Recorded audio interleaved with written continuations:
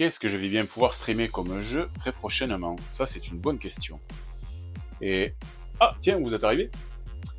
Alors, comme vous savez, je suis fan de jeux vidéo. J'y suis tombé dedans quand j'étais tout petit. Et ça n'a pas changé. Alors, je vais vous parler d'un jeu qui, à la fois, m'a secoué, m'a mis une claque, et c'est surtout le papa de beaucoup de jeux à l'heure actuelle. Alors, on se retrouve juste après le générique, et on va parler d'un titre mythique, j'ai nommé Doom. C'est parti! Générique.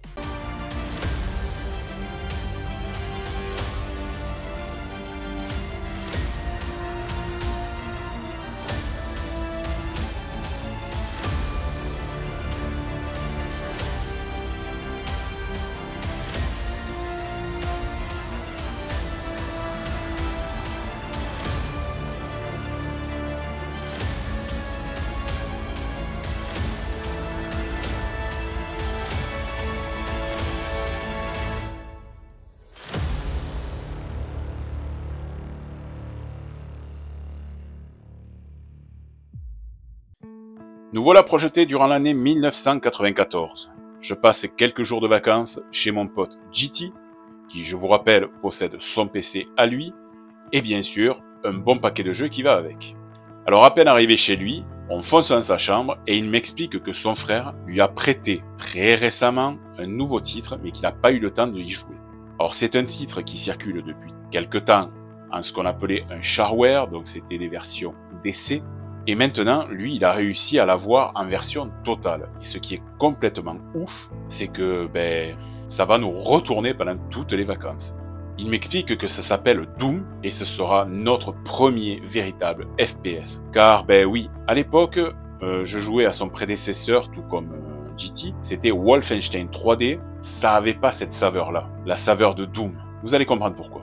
Alors Doom, c'est un jeu de tir à la première personne, ce qu'on appelle un FPS en anglais, pour First Person Shooter. Il est sorti en décembre 93, mais GT et moi, nous ne l'aurons entre les mains qu'aux vacances de février suivant. Il a été développé par la société ID Software, à qui nous devons la saga Doom, du tout premier jusqu'à Doom Eternal, mais aussi à la saga Quake, avec le 1, le Quake 2, Quake 3 Arena, mais aussi Quake 4. Il y aura aussi la saga de tous les Wolfenstein, du 3D jusqu'au dernier Enemy Territory en 2003. Si vous préférez, ID Software, c'est ce qui se faisait de mieux à l'époque sur les FPS. Alors le temps d'installer le jeu, parce que c'était des disquettes à l'époque, GT me donne le livret du jeu, que je commence à bouquiner un petit peu cette histoire. Et comme j'adore ça, de savoir de quoi on va parler, c'est parti, on va parler de l'histoire de Doom. Heureusement que nous avions le livret pour pouvoir avoir quelques infos sur l'histoire, parce qu'on est lâché direct dans le combat sans aucune explication particulière. L'histoire se déroule sur la planète Mars, où l'on incarne un marine spatial qui n'a pas de nom spécifique, mais que l'on appellera très vite Doom Guys pour la bienséance, et qui se retrouvera sur cette planète, puni pour avoir mis la tête en 4 épisodes d'un officier supérieur, car il lui avait donné comme ordre de massacrer des civils sans défense, et comme notre Doomsguy est quelqu'un de bien,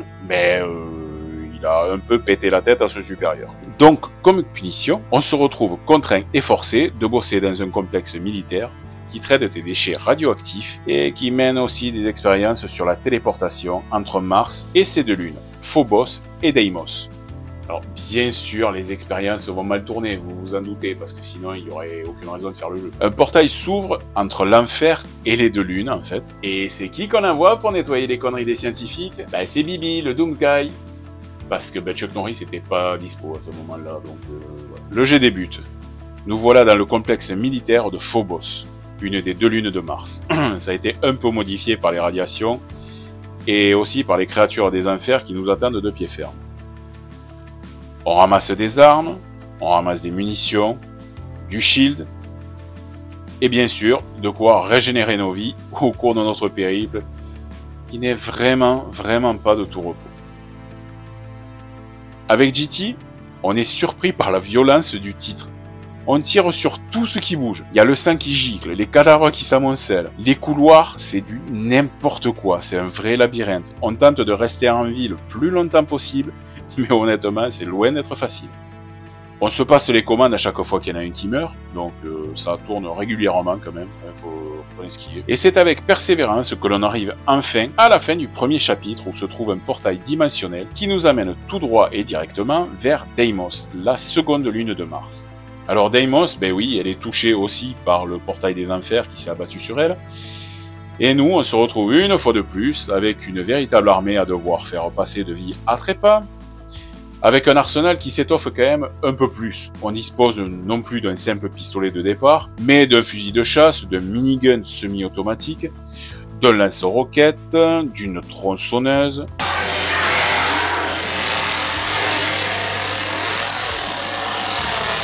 Non, non, non, non, non, non. Leatherface, on te laisse la tienne, ne t'en fais pas. Et aussi, en fin de jeu, du BFG 9000. Une arme de gros malade. Le chapitre de Deimos se conclut par l'affrontement contre Cyberdémon, c'est le fameux boss du chapitre, qui une fois liquidé, ben, on va nous s'apercevoir que malgré que Deimos n'est plus une lune de Mars, mais est devenue une lune de l'enfer. C'est trop bien. Le niveau est encore plus dur, car les ennemis sont de plus en plus nombreux et de plus en plus balèzes. Ils ont décidé de ne pas nous faciliter la partie, c'est clair. Alors on meurt régulièrement avec GT, mais on lâche rien du tout. Enfin, les jours passent, on y arrive petit à petit, et c'est enfin devant le boss final qu'on va se retrouver à la fin des vacances. Un certain Spider Mastermind, qui avait tout planifié pour envahir notre planète, la Terre. Un plan vraiment, vraiment bien huilé, je dirais. Eh ben puisqu'il est si bien huilé ton plan, tu sais où tu peux te le carrer. Une fois qu'on a réussi à vaincre le boss final, Spider Mastermind, eh ben on arrive enfin à repartir sur la Terre. Et là, surprise! Qu'est-ce qui s'est passé à votre avis? Eh bien justement, la Terre est envahie de démons. Ils ont réussi. Mais par contre, ça ne sera pas dans Doom 1, mais dans Doom 2, Hell on Earth, enfer sur Terre. Alors mon expérience sur Doom, premier du nom, m'a provoqué beaucoup d'émotions. Beaucoup de tension pour éviter de se faire shooter à chaque angle de niveau, beaucoup de rage parce qu'on est mort mais je sais pas combien de fois, et une grande satisfaction d'être arrivé à la fin de ces couloirs labyrinthiques qui étaient vraiment, vraiment, vraiment barrés. Doom fait partie de ces jeux qui sont rentrés au panthéon des jeux vidéo, de par son gameplay nerveux et sans concession, mais aussi avec Wolfenstein 3D, ils ont ouvert la porte à tous les FPS que l'on connaît maintenant. Les futurs Call of Duty, les PUBG, les Battlefield, les Halo, tout cela sont les héritiers de Doom et de Wolfenstein 3D. Alors oui, c'est vrai, graphiquement, le jeu a vieilli, parce qu'entre ça, Doom 93, et celui-là, Doom Eternal, ben, il s'est quand même passé 27 années. Par contre, la difficulté, elle n'a pas bougé d'un pouce. Alors si vous avez la nostalgie des terres de Mars, ou si vous vous sentez de taille à affronter les difficultés des années 90, c'est dans ce FPS de légende que vous devrez relever le défi de Doom. Cette vidéo se termine, moi je vous donne rendez-vous dans 15 jours. N'hésitez pas à parler autour de vous de cette chaîne, de la faire découvrir à un maximum de monde, de vous abonner, de faire sonner la cloche, comme d'habitude. Et moi, à très bientôt pour une nouvelle vidéo. N'oubliez pas, les souvenirs, ils sont dans la tête, ils sont dans le cœur, et ne demandent qu'à remonter. À très bientôt. Sur cette terre, moi je fais confiance qu'en mon manche et en ma parole. Elle est ferme, l'autre est d'acier. Est-ce que c'est clair?